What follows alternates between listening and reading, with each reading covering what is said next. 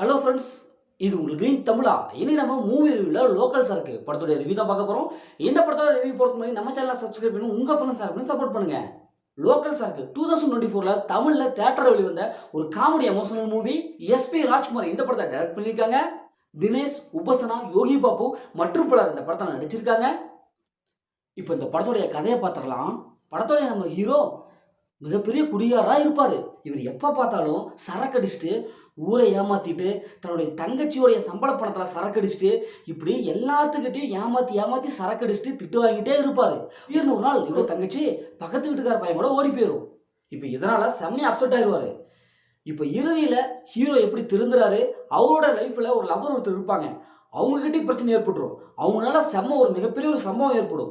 இப்போ இவருடைய லவரோட சேர்ந்து இறுதியில் இவர் எப்படி வாழ்ந்தாரா இல்லையா, இறுதியில் என்ன ஆச்சு அப்படிங்கிறதா இந்த படத்துடைய ஒன்லைன்.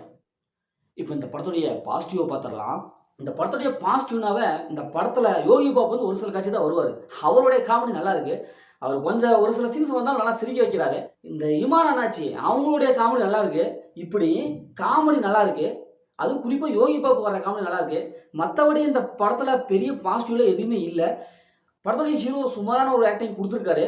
அவர் பார்த்தீங்கன்னா அந்த குடியார் சரக்கடிச்சிட்டு எப்பவுமே விழுந்துருக்கிற அந்த சீன்ஸ் செம்மையாக இருக்குது. அவருடைய கேரக்டர் நல்லா இருக்குது. கேரக்டருக்கு தகுந்த மாதிரி உண்மையாலுமே ஆள் அப்படியே போதையில் இருக்கிற மாதிரியே இருக்கார். அதனால் அவருடைய ஆக்டிங் நல்லா இருக்குது. படத்துடைய ஹீரோயினி அவங்களுடைய ஆக்டிங் நல்லா இருக்குது. ரொம்ப அழகாக சூப்பராக க்யூட்டாக நடிச்சிருக்காங்க. ஏன்னா அவங்களுக்கு அப்படியே ஓரளவுக்கு நல்ல ஒரு மெயின் கேரக்டர் தான் கொடுத்துருக்காங்க. ஸோ அவங்களுடைய கேரக்டர் நல்லா இருக்குது. அதே மாதிரி ஹீரோயினுடைய அவங்களுடைய சிஸ்டர் வருவாங்க. இப்படி படத்தை நடிச்சு எல்லாமே வந்து ஒரு சூப்பரான ஒரு பர்ஃபார்மன்ஸ் கொடுத்துருக்காங்க. வி.ஆர். சுவாமிநாதன் அவங்களுடைய பியூட்டி மியூசிக் நல்லா இருக்குது.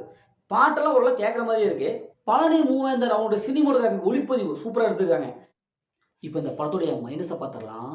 இந்த படத்துடைய மைனஸ்னாவே ஸ்டோரி தாங்க. ஏன்னா இதே மாதிரி ஏகப்பட்ட படத்தில் ஸ்டோரி நான் பார்த்துக்கணும். அதேமாதிரி ஃபஸ்ட் ஹாஃப்லாம் என்னடா இதே படம் ரொம்ப சம்மந்தமே இல்லாத காட்சிலாம் நிறையா வருது. இவர் சரக்கு அடிக்கிறாரு, ஓகே. அதை விட்டு போட்டு படம் வந்து எதை நோக்கி போயிட்டுருக்கு அப்படின்னு தெரில. ஏன்னா ஃபஸ்ட் ஹாஃப்லேருந்தே ஆரம்பிச்சிடுறாங்க.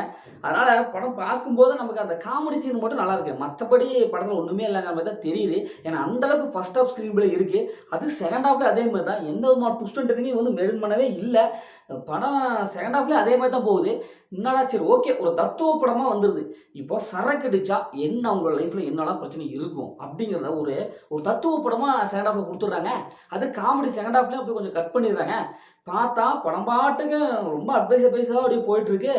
பார்த்து பழக்கப்பட்ட அதே சீன் தான். படம் நிறையா சீன்ஸ் வந்து ப்ரிடிக்டபுளாக இருக்குது. அதுக்கப்புறம் கிளைமேக்ஸு வழக்கமான ஒரு கிளைமேக்ஸ் கொடுத்துட்றாங்க.